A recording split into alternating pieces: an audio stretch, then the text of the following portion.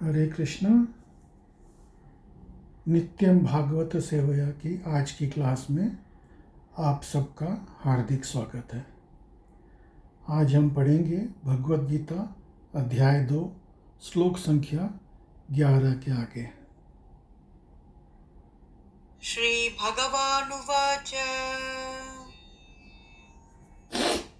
अशोच्यानन्वशोचत्वम् प्रज्ञावादांश्च भाषसे गतासु न गतांसूंश्च नानुशोचन्ति पंडिताः। अनुवाद। श्री भगवान ने कहा, तुम पंडित्यपूर्ण वचन कहते हुए उसके लिए शोक कर रहे हो जो शोक करने के योग्य नहीं हैं। जो विद्वान होते हैं वह न तो जीवित के लिए और न ही मृत के लिए शोक करते हैं। तो यहाँ पे भगवान जो है, जैसे ही अर्जुन शिष्य बनता है तो इमीडिएटली वो गुरु का पद अपना करके और उसको सबसे पहले ताड़ना देते हैं कि तुम बड़ी पंडितें बात कर रहे हो, लेकिन ये जो भी तुम बातें कर रहे हो ये सिर्फ मूर्खतापूर्ण है। तो अर्जुन को तुरंत मूर्ख बता दिया कि तुम जो हो ये सारी बातें जो भी कर रहे हो ये मूर्खतापूर्वक है। तात्पर्य। श्रील प्रभुपाद द्वारा भगवान ने तत्काल गुरु का पद संभाला और अपने शिष्य को अप्रत्यक्ष मूर्ख कहकर डांटा। उन्होंने कहा, तुम विद्वान की तरह बातें करते हो, किंतु तुम ये नहीं जानते कि जो विद्वान होता है अर्थात वो ये जानता है कि शरीर तथा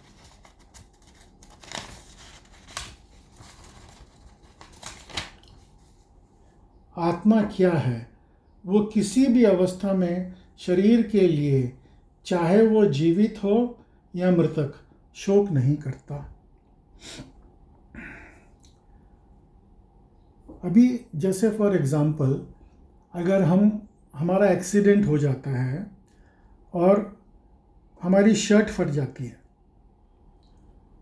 लेकिन हमको कोई चोट नहीं लगी, तो क्या हम अपने शर्ट के लिए शोक करेंगे कि अरे मेरी शर्ट फट गई, या ये धन्यवाद करेंगे भगवान का कि मेरे को चोट नहीं लगी, भगवान आपने मुझे बचा लिया। तो जो पंडित होते हैं, जो मूर्ख होते हैं, वही शर्ट के लिए शोक करेंगे।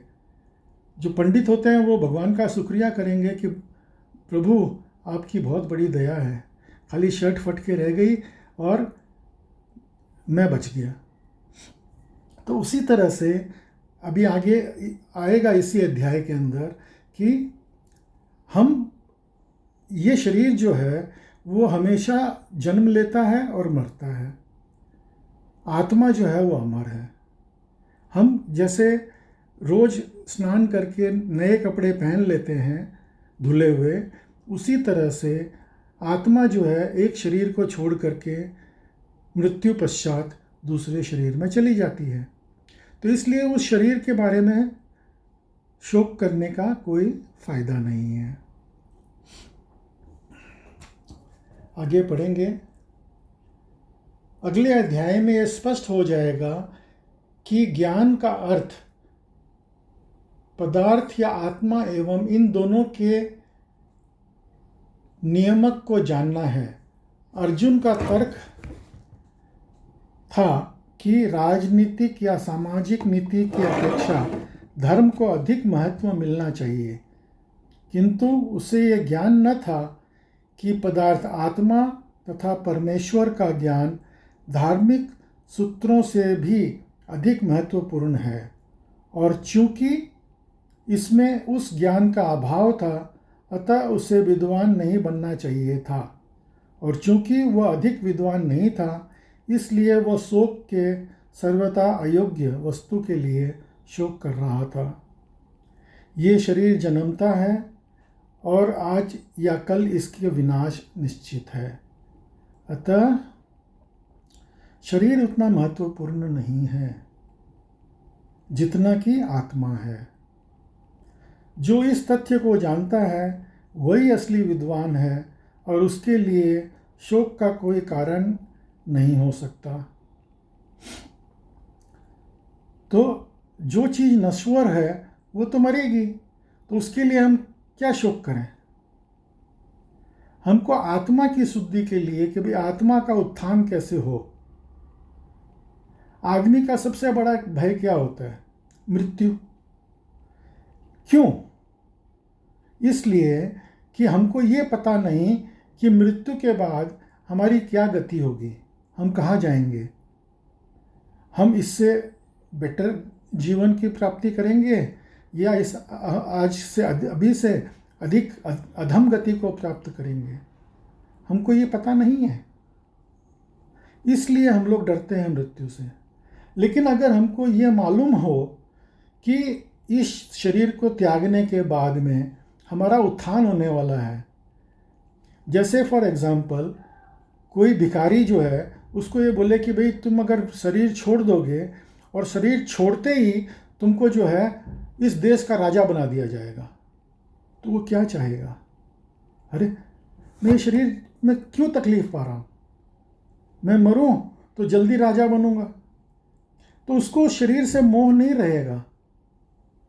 तो हम जो डरते हैं कि भाई मृत्यु से हमको डर लगता है, वो इसलिए लगता है क्योंकि हमें पता नहीं है कि हमारी गति क्या होने वाली है। ये चीज़ अगर हम भक्ति करें, भगवान की शरण में जाएं, तो ये हमारा निश्चित हो जाता है कि हमारा अगला जन्म सुधरने वाला है। इसलिए हमको अपना इस जीवन को सुधारने के बारे में हमको चिंता करनी चाहिए। आगे पढ़ेंगे अगला श्लोक। न त्वेवाहं जातु नासं न त्वं नेमे जनाधिपाः न चैव न भविष्यामः सर्वे वयमतः परम्। अनुवाद। ऐसा भी नहीं हुआ कि मैं न रहा हूँ या तुम न रहे हो, अथवा ये समस्त राजा न रहे हों, और न ऐसा है कि भविष्य में हम लोग नहीं रहेंगे। तो भगवान साफ बोल रहे हैं कि मैं भी हमेशा था, तुम भी हमेशा थे, और ये युद्ध के लिए उपस्थित जितने भी राजा लोग हैं ये सब भी हमेशा थे। लेकिन तुम्हें ये याद नहीं है, मुझे ये सब याद है। अभी इसी भगवत गीता में आगे आएगा कि हम जो है अपनी ज़रूरत के हिसाब से चीज़ें याद रखते हैं और बाकी चीज़ें हम भूल जाते हैं। ये भगवान की कृपा ऐसी हमारे पे है। तो ऐसा क्यों है कि हम भूल क्यों जाते हैं? सोचिए कि अगर हमको हमारे जन्मे जब से अभी तक के सारे दुख अगर हमको याद रहें, स्मरण रहें, तो हम कितने दुखी हो जाएंगे। तो अगर हम ये दुख भूलेंगे नहीं तो हमको बहुत तकलीफ होगी। तो भगवान बड़े दयालु हैं, वो हमारे को जितनी याद रखने की ज़रूरत है उतना याद रखते हैं और बाकी का भुलवा देते हैं, और समय पे जो याद वापस चाहिए वो याद वापस हमको दिला देते हैं।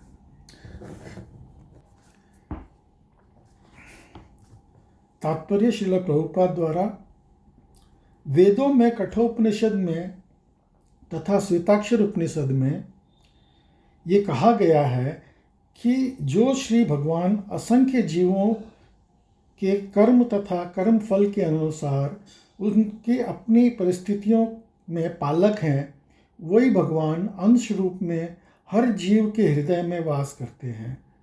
केवल साधु पुरुष जो एक ही ईश्वर को भीतर बाहर देख सकते हैं, वो पूर्ण एवं शाश्वत शांति प्राप्त करते हैं। कठोपनिषद में कहा है, नित्यो नित्यानाम चेतनाश्चेतनानाम एको बहुनाम यो विदितम कामम। तो भगवान हमारे अंदर, उनका अंश हमारे अंदर विराजता है, जिसे हम परमात्मा के रूप में समझते हैं। और वही परमात्मा हमको ज्ञान और भूलने की शक्ति, ज्ञानम अपोहनम च, ज्ञान और भूलने की शक्ति दोनों प्रदान करता है। जो वैदिक ज्ञान अर्जुन को प्रदान किया गया, वही विश्व के उन समस्त पुरुषों को प्रदान किया जाता है जो विद्वान होने का दावा तो करते हैं, किंतु उनकी ज्ञान राशि न्यून है। भगवान ये स्पष्ट करते हैं कि वे स्वयं अर्जुन तथा युद्ध भूमि में एकत्रित सारे राजा शाश्वत प्राणी हैं। तो अभी यहाँ पे भगवान बड़े क्लियरली बोलते हैं कि हम सब शाश्वत प्राणी हैं। ईश्वर जीव अंश अविनाशी, माने ये जो जीव है ये भगवान का अविनाशी अंश है। अविनाशी मतलब जिसका कभी विनाश नहीं हो सकता। तो जो मायावादी लोग ये बोलते हैं कि हम मृत्यु के पश्चात हमारी आत्मा जो है वो परमात्मा से मिल जाएगी, नहीं, ये गलत है।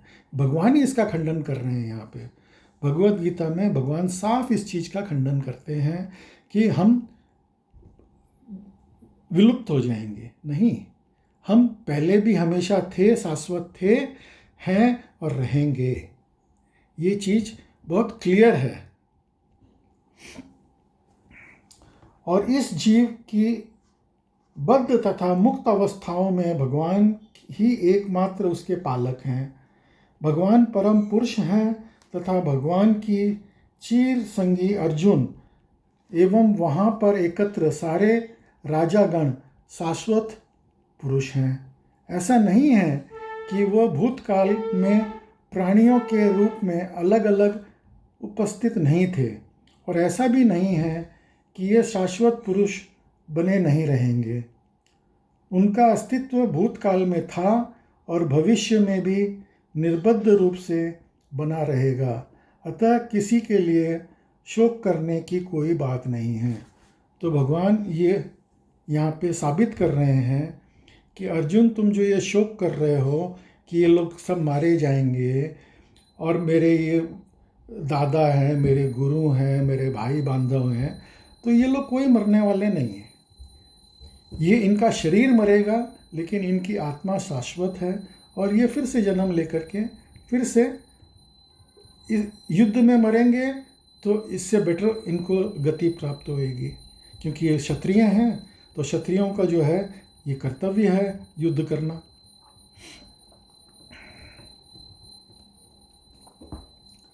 ये मायावादी सिद्धांत कि मुक्ति के बाद आत्मा माया के आवरण से पृथक होकर निराकार ब्रह्म में लीन हो जाएगा और अपना अस्तित्व खो देगा, यहाँ पर परम अधिकारी भगवान कृष्ण द्वारा पुष्ट नहीं हो पाता। तो भगवान इसको साफ ना कर रहे हैं। न ही इस सिद्धांत का समर्थन हो पाता है कि बद्ध अवस्था में ही हम अस्तित्व को चिंतन करते हैं। यहाँ पर कृष्ण स्पष्ट कहते हैं कि भगवान तथा अन्य उन अस्तित्व भविष्य में भी अक्षुण्ण रहेगा। उसकी पुष्टि उपनिषदों द्वारा भी होती है। कृष्ण का ये कथन प्रमाणिक है क्योंकि कृष्ण मायावश नहीं है। यदि अस्तित्व तथ्य न होता तो फिर कृष्ण इतना बल दे करके, और वो भी भविष्य के लिए, क्यों कहते? तो भगवान तो भविष्य के लिए भी ये कह रहे हैं कि हम अक्षुण्ण रहेंगे, हमारी आत्मा जो है वो अक्षुण्ण रहेगी। मायावादी ये तर्क कर सकते हैं कि कृष्ण द्वारा कथित अस्तित्व आध्यात्मिक न होकर भौतिक है। यदि हम इस तर्क को कि वास्तविक भौतिक होता है स्वीकार कर भी लें, तो फिर भी कृष्ण के अस्तित्व को किस प्रकार पहचानेंगे? कृष्ण भूतकाल में भी अपने अस्तित्व की पुष्टि करते हैं और भविष्य में भी अपने अस्तित्व की पुष्टि करते हैं। उन्होंने अपने अस्तित्व की पुष्टि कई प्रकार से की है और निराकार ब्रह्म उनके अधीन घोषित किया जा चुका है। अब निराकार ब्रह्म हमने पहले भगवान ने ऑलरेडी बताया है कि वो उनकी ब्रह्म ज्योति है। तो ब्रह्म ज्योति जो है वही निराकार ब्रह्म है। कृष्ण सदा सर्वदा अपने अस्तित्व बनाए रहते हैं। यदि उन्हें सामान्य चेतना वाले सामान्य व्यक्ति के रूप में माना जाता है तो प्रमाणिक शास्त्र के रूप में उनकी भगवद गीता का कोई महत्व नहीं होगा। एक सामान्य व्यक्ति मनुष्य के 4 अवगुणों के कारण श्रवण करने के योग्य शिक्षा देने में असमर्थ रहता है। तो यहाँ पे ये बताया गया है कि सामान्य लोगों के अंदर 4 तरह के अवगुण होते हैं। अब वो क्या हैं कि 4 अवगुण हमारे अंदर क्या हैं? तो पहला अवगुण ये है कि हम भ्रमित हो जाते हैं। हमको कोई कुछ भी बोले हम भ्रमित हो जाते हैं। दूसरा अवगुण ये है कि हमारी दृष्टि जो है वो परफेक्ट नहीं है। अभी जैसे हमारे सामने एक दीवार है और दीवार के पीछे भी कुछ है लेकिन वो हमें दिखाई नहीं दे रहा। या अगर ऐसा कहा जाए कि बहुत अंधेरे से हम अचानक से खूब रोशनी में आ जाते हैं तो उस रोशनी में हमारी आंखें चुंधिया जाती है और हमको कुछ समय के लिए कुछ दिखाई नहीं देता। इसका मतलब ये नहीं है कि सामने कुछ नहीं है। अंधकार में हम देख नहीं सकते, इसका मतलब ये नहीं है कि वहाँ पे कुछ नहीं है।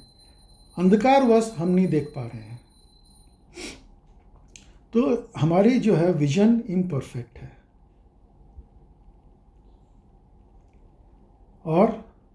और क्या है हमारे, हम भूल जाते हैं। हमको सब चीज़ याद नहीं रहती, हम भूल जाते हैं।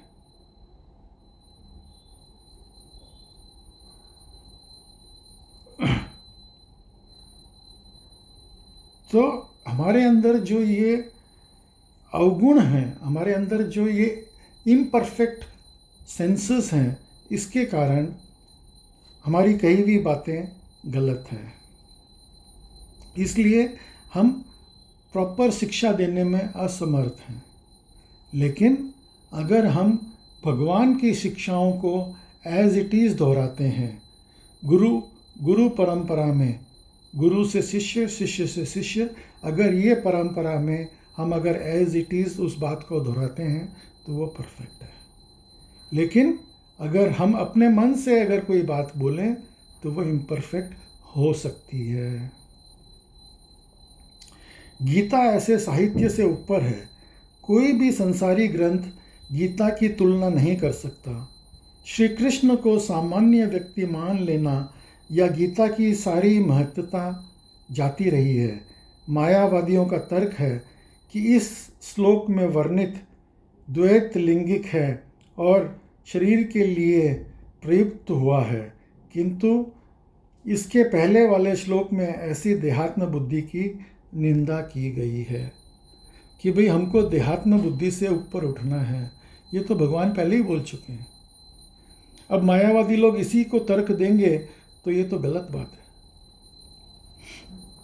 एक बार जीवों की देहात्म बुद्धि की निंदा करने के बाद ये कैसे संभव है कि कृष्ण पुनः शरीर पर उसी व्याख्या को दोहराते? अतः वह अस्तित्व आध्यात्मिक आधार पर स्थापित है कि उनकी पुष्टि रामानुजाचार्य तथा अन्य आचार्यों ने भी की है।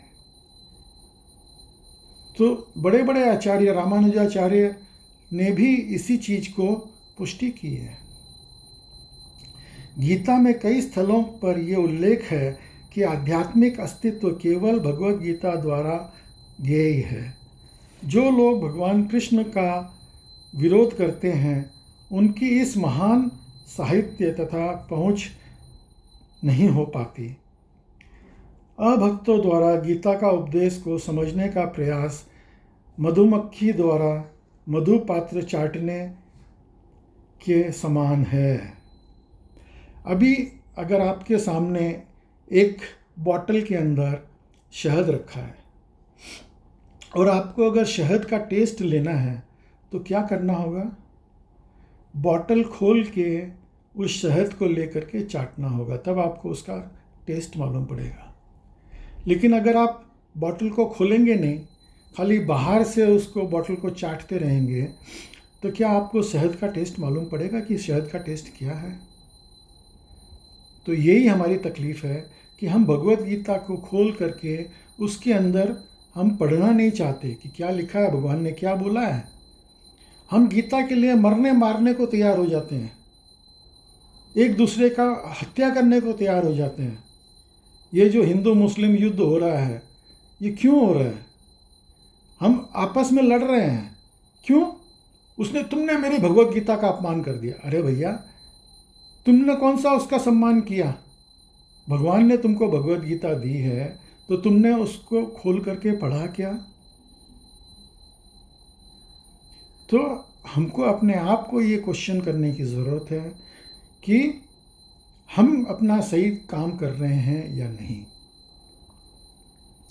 तो अगर हमको भगवत गीता में क्या लिखा है ये जानना है तो उसे खोल करके उसे पढ़ना चाहिए। जैसे अगर हम मधु पात्र को खोल करके उसका स्वाद लेंगे तब हमको असली स्वाद का मालूम पड़ेगा।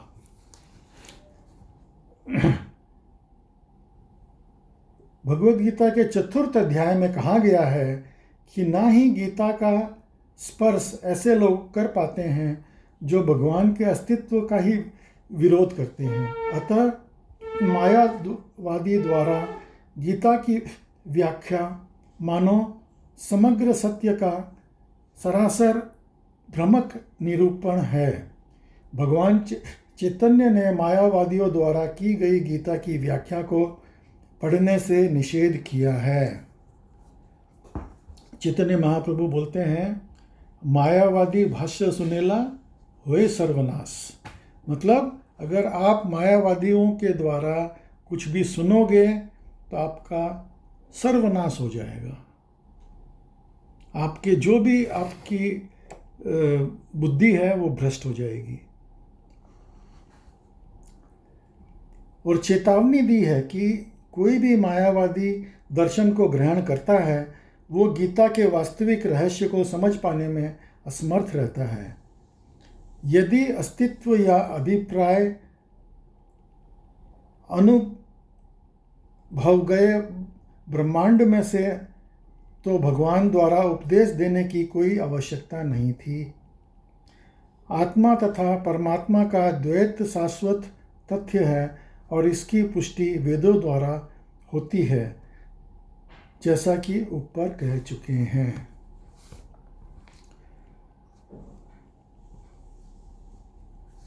तो